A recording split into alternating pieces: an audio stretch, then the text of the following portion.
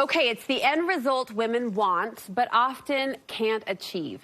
In today's Style File, we lean on a hair and beauty expert to share the secret to long-lasting curls. Jess Hallock knows her way around a curling iron. She's a stylist and a salon owner, and she joins me to share tips for curls that last. Now, hold on, Jess. This says tips for curls that will last for days. Can curls last for days? They absolutely can. This is 2-day curls for me. 2-day curls. Very nice. Well, you're going to put a little bit more time into them, I guess, on the front end in order to get that effect. But you say the average at-home hair curling iron user can do this.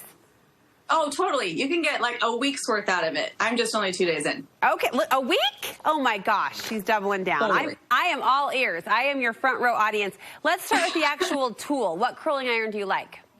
So my favorite is the Babyliss Pro Nano Titanium, but a 1-inch size. Now I'm surprised by that. 1 inch for every hair length? I do say 1 inch just because it's going to fall. We can't change that fact. So if we start with a smaller curl, it just helps it be a little bit longer. Okay, so I'm not going to be Curly Sue, Shirley Temple, but... No. Okay. And you then, can brush it out sooner and get a looser curl right off the bat, but it's just better to start with a little bit tighter. And if you're already using a 1 inch, go down to a 3/4. all right, makes it easy, makes it easy. Let's talk about the styling products that you like to use. So I feel like I'm a little bit different that way because I don't recommend anything sticky or wet. So if you have a hard time holding curl, there's 3 types really. It's not just the specific products, but something that is a dry shampoo with a little bit of texture in it. There's all different kinds of dry shampoo, but that and then a dry texturing spray. And you use both? Not hairspray, not volumizing products, very lightweight. Okay, let's talk technique. You like to section the hair into 3 parts. What are we doing with the bottom section?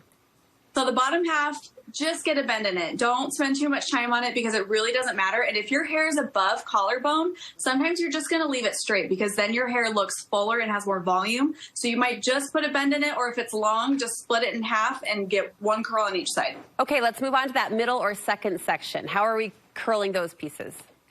So this part, you want to be over-directing with the iron. So that means instead of just putting the clamp in and spinning it up and down, you want to over-direct your handle forward so that the curl is starting higher up on the head and just takes longer to fall. Over-direct, and I see away from the face for that middle section. Yes, so always, if you're looking at yourself in the mirror, make sure the clamp is facing the mirror so that you're curling away from your face, not towards it. You can do towards it, but for this look, we want to go away from the face. And it seems you're holding the iron, actually, the tool in place and kind of moving the hair.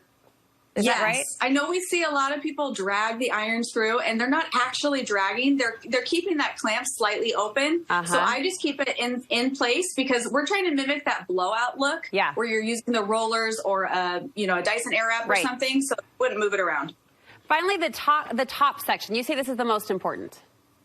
Yes. So remember, we would do roller sets, or again, we're trying to get that blowout look. So we want to curl on base. So we'll section out the top, and normally we start to see a curl right about eye level if we're doing really good. But if we do it on base, meaning that we bring the curling iron right up to the part line as close as it can and over direct it, then the curl starts almost at the top of the head rather than about eye level. So it takes longer for it to fall.